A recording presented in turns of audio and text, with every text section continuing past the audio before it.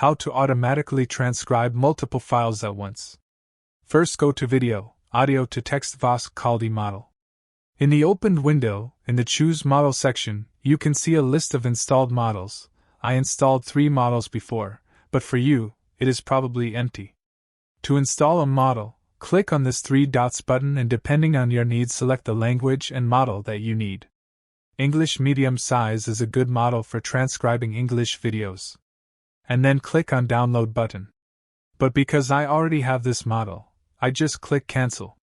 After model is downloaded, in drop-down, select it and make sure to check Use Post-Processing checkbox for better results. Now click on Add button and change video file to all files to see audio files too and select the files you want to transcribe. It takes a while depending on your file's length to transcribe. And when it is done, Subtitle Edit. Create one subtitle file for each video or audio you added, and save subtitle files in the location of Media File. Here Subtitle Edit generated 3 files for me that I can drag and drop into software and edit them. Anyway guys, thanks for watching and I hope you found this useful.